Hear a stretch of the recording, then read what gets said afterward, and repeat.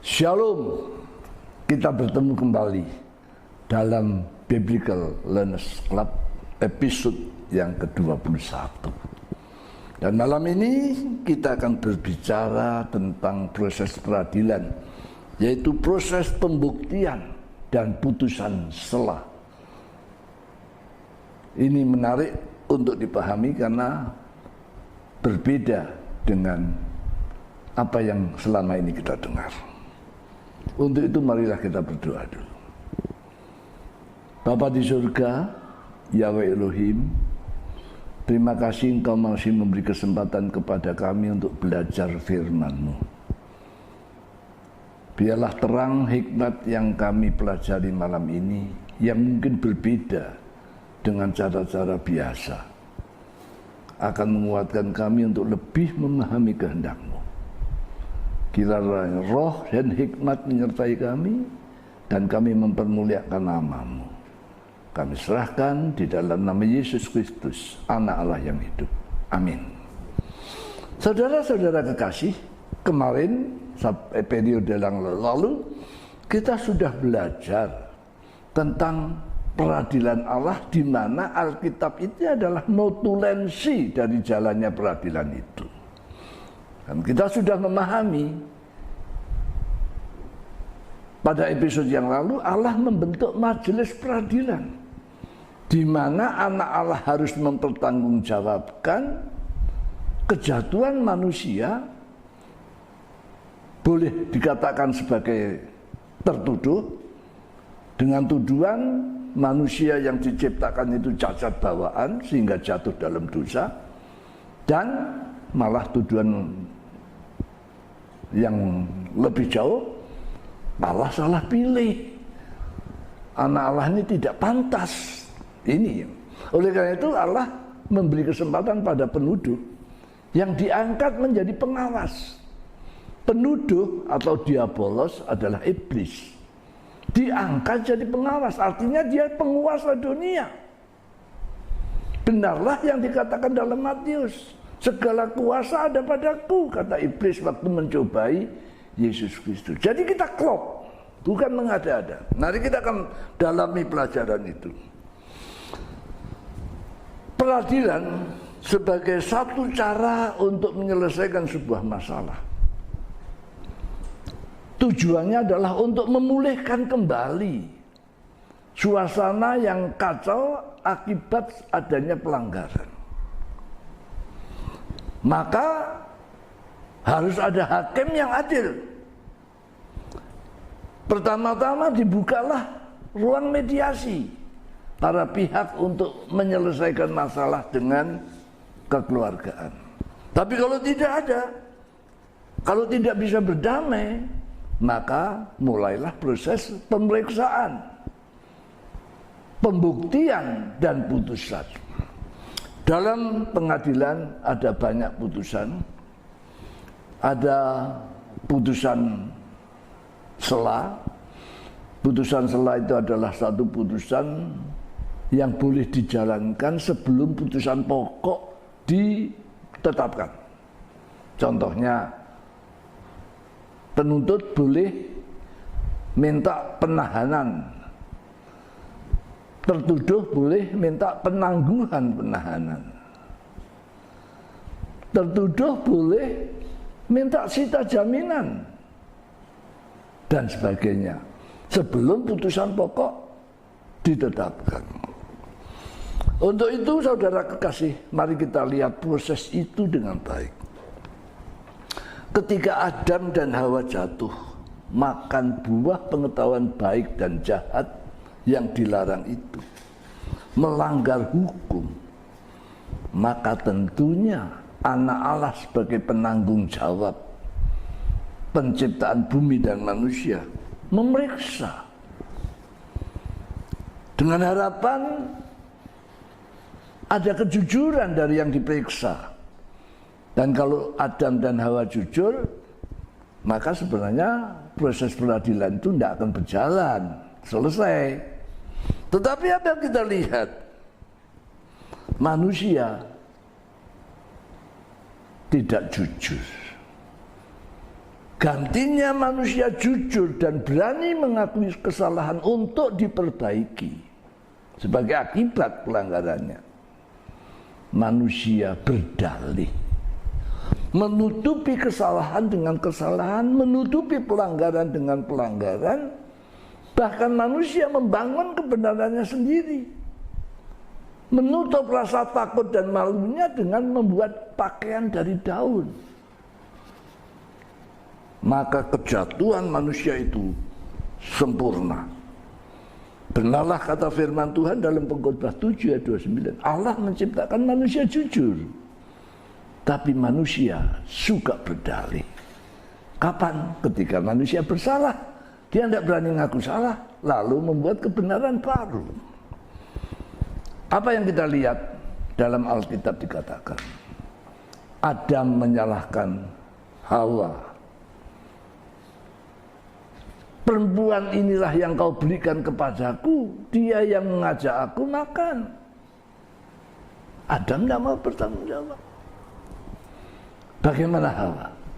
Hawa juga, oh, ular ini yang membujuk dan menipu aku. Tetapi anak Allah tidak bertanya kepada ular karena dia ini belum pemeriksaan, belum memasuki materi persidangan. Maka dia membiarkan aja ular itu nanti dalam peradilan, karena ini sudah substansi peradilan. Maka untuk mencegah barang bukti supaya tidak rusak, anak Allah bertindak dengan hebat dan cepat. Diamankannya barang bukti supaya tidak ada rekayasa. Adam diusir dari Taman Eden. Setelah ditunjukkan kepada Adam akibat kesalahannya adalah kematian binatang yang tidak berdosa, yang mati tidak wajar, yang harus disembelih, darahnya tercurah. Itu adalah akibat dosa Adam. Lalu dikulitinya binatang itu dipakaikan pada Adam dan Hawa, supaya Adam selalu ingat akibat kesalahannya yang melekat di pakaiannya itu. Adam sangat susah, tetapi Allah melalui anak Allah menghibur dia. Mereka akan dipulihkan.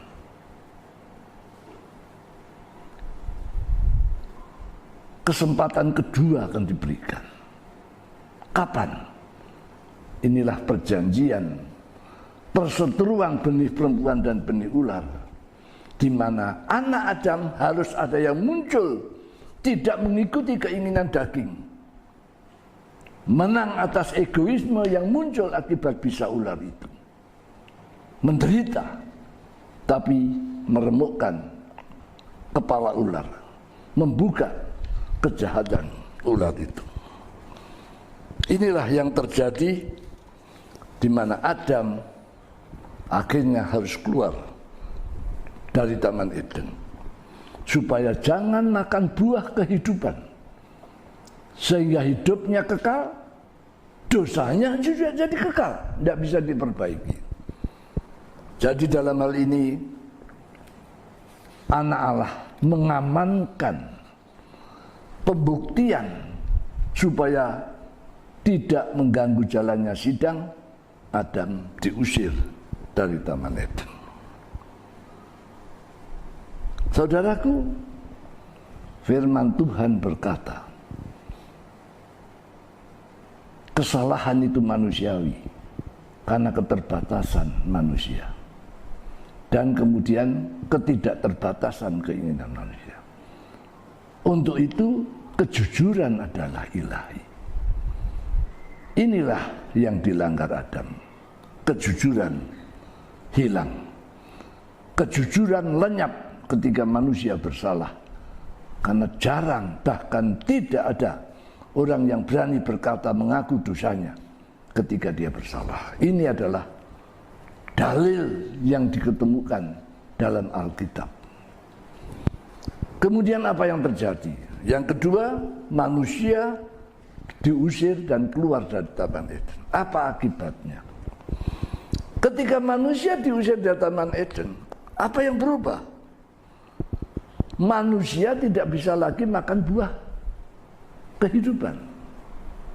Dan kalau manusia tidak makan buah kehidupan, maka manusia merosot sama dengan makhluk bumi lainnya yang tidak makan buah kehidupan. Sepenuhnya di bawah hukum naluriah. Makan, minum, berkembang biak, mati. Jadi manusia setelah keluar dari Taman Eden dan tidak makan buah kehidupan, sepenuhnya manusia sama dengan makhluk bumi lain. Ada, berkembang, dan tiada. Inilah hukum dialektika yang harus dituruti oleh manusia. Saudaraku, apa yang terjadi dengan anak-anak manusia setelah Adam keluar dari Taman Eden? Maka berkembang biaklah, beranak cuculah Adam. Sesuai dengan apa yang kita pahami dalam kehidupan, anak yang dari kecil tergantung pada orang tuanya, belajar hidup dari orang tuanya. Maka ketika manusia dewasa, orang tuanya itu cacat karena egoisme, maka Alkitab berkata manusia, anak-anak Adam itu cenderung berbuat dosa. Bukan dosa warisan, tapi karena contohnya orang berdosa, contohnya orang egois, maka manusia cenderung berbuat dosa. Apa yang terjadi? Bahkan di generasi pertama anak-anak Adam, Kain yang sulung membunuh Habil karena cemburu, karena persembahannya tidak diterima. Luar biasa. Kain, anak generasi pertama Adam, membunuh Habil. Betapa menyesalnya anak Allah melihat kelakuan manusia itu. Itu yang dikatakan dalam Kejadian 6 ayat 6. Menyesallah Allah. Tapi kalau kita terus terang, ya, yang Allah itu tidak menyesal. Allah itu kan tidak, hakim tidak boleh ikut menyesal.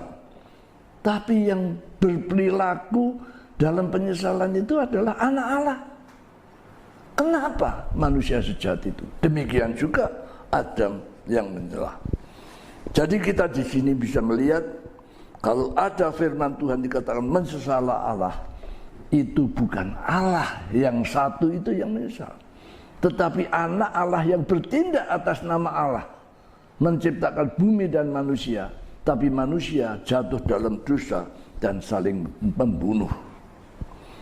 Inilah yang kita bisa pahami dalam bahasa risalah hukum.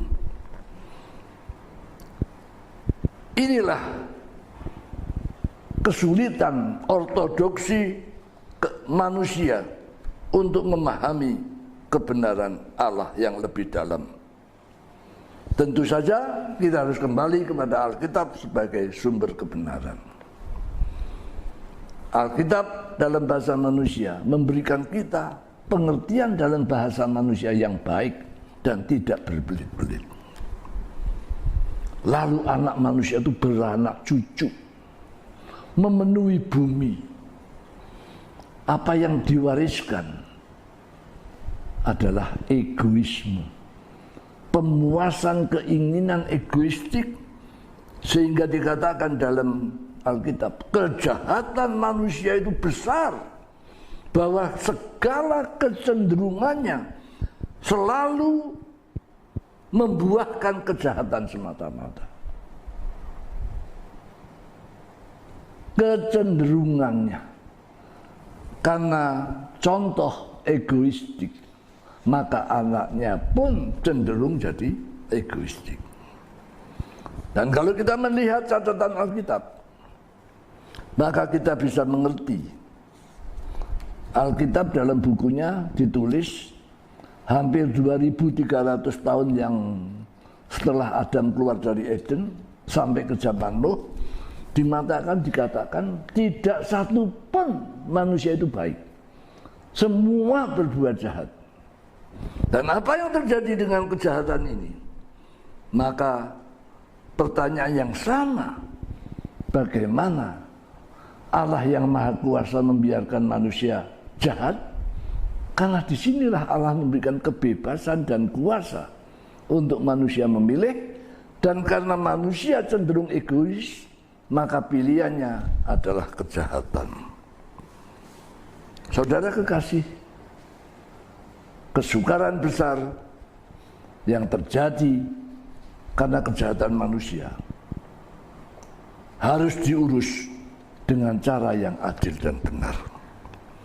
Kalau kita memahami proses hukum, di mana anak Allah harus membuktikan pekerjaannya dalam membentuk manusia itu benar, prosedural, dan tidak menyimpang, sehingga tidak cacat. Di sisi lain, penuduh akan membuktikan bahwa manusia itu cacat.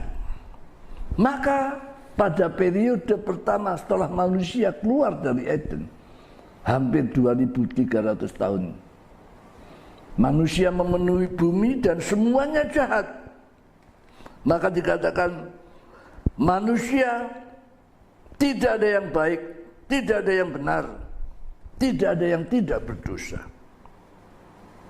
Pengkhotbah 7 ayat 20 juga mencatat seperti itu.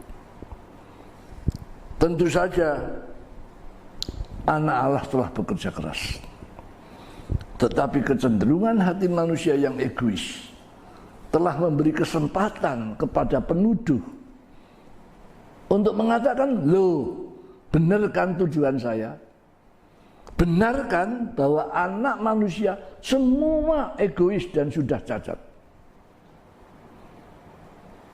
Maka penuntut itu menggunakan haknya sambil menunggu putusan pokok tentang benar tidaknya pilihan atas anak Allah, tentang benarnya tujuan anak Allah menciptakan manusia yang cacat bawaan. Penuntut menggunakan haknya untuk memohon pada hakim agar dijatuhkan putusan sela. Dia menuntut supaya manusia yang sudah jahat dan merusak bumi itu dimusnahkan, dihukum mati. Tuntutan yang sangat adil menurut hukum untuk melindungi bukti yang akan disimpan oleh penuntut. Dan tuntutan ini tidak bisa ditolak oleh hakim sesuai dengan peraturan yang ada. Barang siapa melanggar hukum, dia harus mati. Tetapi tentu saja anak Allah juga punya permohonan. Maka dia memohon kemurahan hakim supaya jangan semua dimusnahkan, karena dia sedang menyelesaikan pembuktian bahwa dia tidak cacat bawaan. Dia sedang membuktikan satu perbaikan, dan itu adil kalau dia minta supaya tidak semua dimusnahkan. Permohonan itu pun baik karena putusan belum diputus. Maka Allah mengambil keputusan dalam putusan sela. Dia mengizinkan penuntut atau iblis untuk memusnahkan manusia.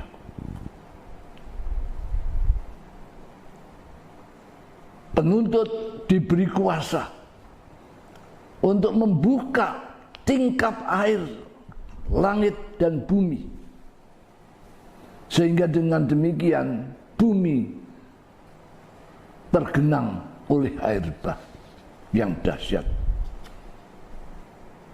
sehingga tidak satu pun makhluk darat yang diciptakan pada hari ke-6 itu bisa hidup.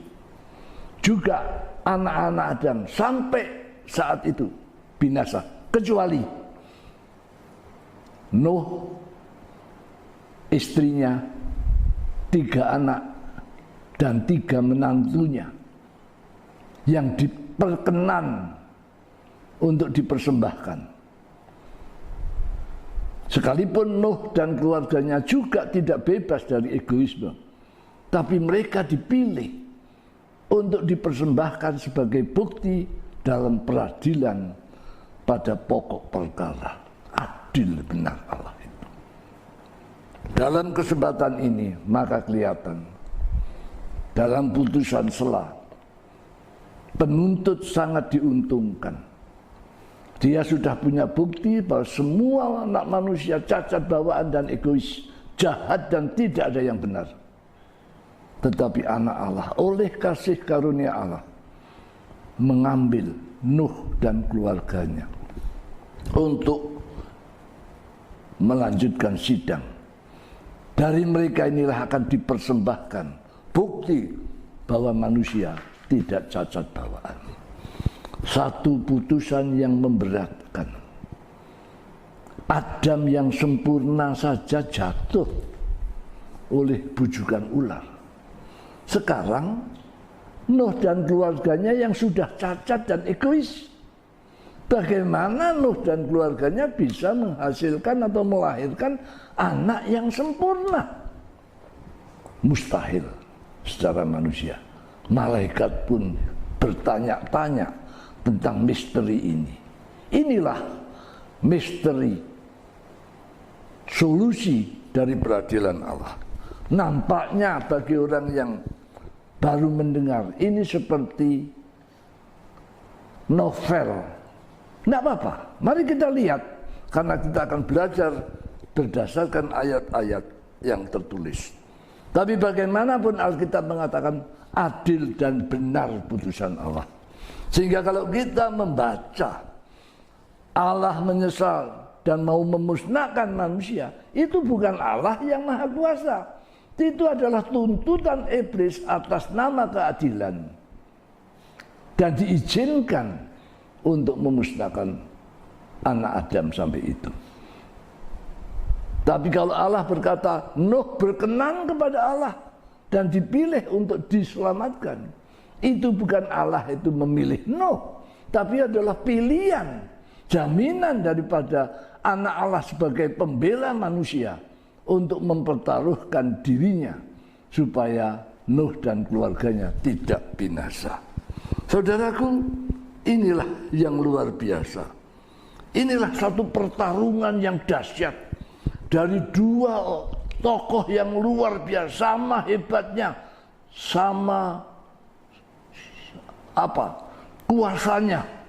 Inilah yang ditulis dalam 1 Korinti 4 ayat 9, Kolose 2 ayat 15. Satu tontonan yang menarik bagi malaikat surga untuk melihat apa yang terjadi dalam peradilan manusia itu.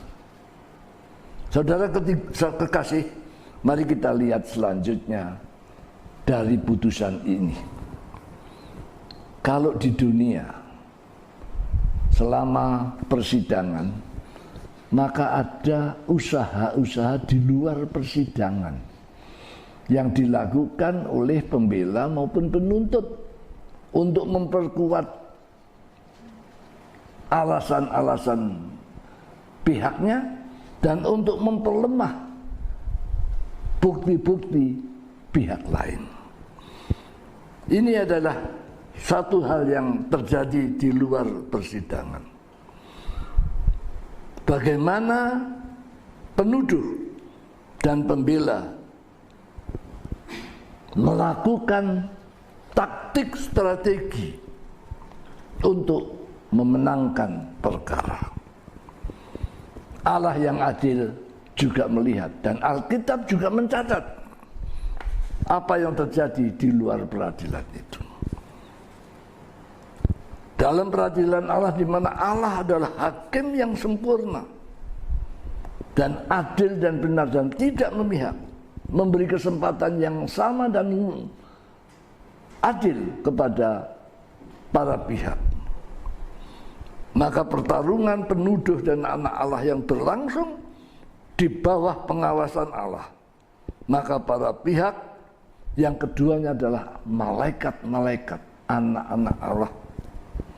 Tidak boleh mencampuri langsung kehidupan manusia dengan tekanan langsung. Ada satu kisah yang menarik.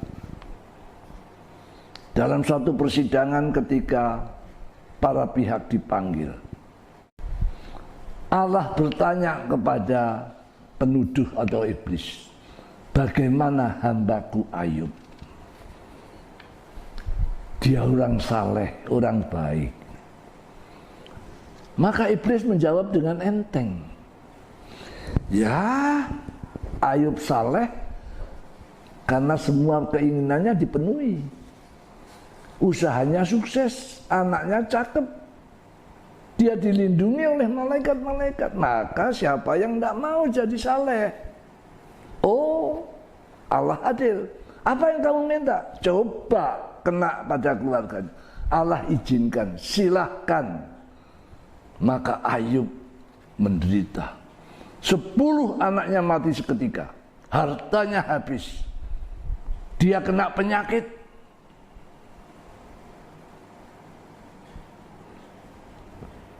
Saudara lihat, ini yang terjadi di luar persidangan. Dan apa yang terjadi? Ternyata Ayub bisa setia. Hampir jatuh ketika sahabatnya menuduh dia, kamu pasti berdosa. Sebab tidak ada orang yang tidak berdosa yang tidak sengsara. Inilah teologi sekarang. Kalau kamu diberkati, kamu anak Tuhan pasti kaya. Kalau tidak kaya pasti kamu salah. Kira-kira begitulah tuduhan iblis. Ketika Ayub hampir jatuh, anak Allah memohon kepada Allah untuk menguatkan Ayub. Anak Allah tidak memanjakan Ayub, tapi atas nama Allah dia bertanya kepada Ayub, Ayub, ayo berhukum. Coba terangkan di mana kamu berada ketika aku menciptakan langit dan bumi. Ayub kaget. Dia sadar dirinya hanya debu yang tidak berarti. Maka dia menyesal dan berkata, ya Tuhan, hanya dari kata orang aku mendengar tentang Engkau, tentang keadilanmu, tentang kasihmu. Tapi sekarang aku melihat, mataku mengenal kebenaran. Ampuni aku. Luar biasa. Jadi Ayub selamat. Kalau kita baca Ayub 1 ayat 6 sampai 11, Ayub 2 ayat 1 sampai 6, itulah yang terjadi. Begitu terbatasnya kita. Seandainya saudara dan saya Ayub, 10 anaknya mati, hartanya habis, apakah saudara masih bisa seperti Ayub untuk berkata, Allah yang memberi, Allah yang mengambil. Aku lahir telanjang, pulang dengan telanjang. Berat. Tapi Ayub bisa bertahan. Karena apa? Karena Ayub percaya firman Allah. Ayub berbicara, ada tertulis. Yesus menang atas godaan iblis untuk berkompromi di luar pengadilan. Sembah aku, semua aku berikan. Yesus berkata, enyahlah hai iblis, karena hanya kepada Allah engkau beribadah. Ada tertulis. Inilah saudara yang saya ingin sampaikan pada saudara. Iman yang berpikir itu tetap kita berpegang dan berusaha mengatakan semua dengan dasar ada tertulis, tapi akal sehat kita berjalan. Inilah satu hal yang menarik sehingga kita bisa mengerti dalam putusan pertama, maka nampaknya iblis menang karena tidak satupun manusia yang baik. Tetapi kita akan memasuki perjuangan anak Allah untuk membuktikan kebenarannya bermodal dari keluarga Nuh yang sudah cacat dan egois. Bisakah dia menang? Bagaimana caranya menang? Inilah satu cara. Kiat-kiat dalam peradilan Allah yang dinyatakan dalam Alkitab. Kita ketemu lagi episode depan dengan pendalaman yang lebih jauh. Tuhan memberkati kita.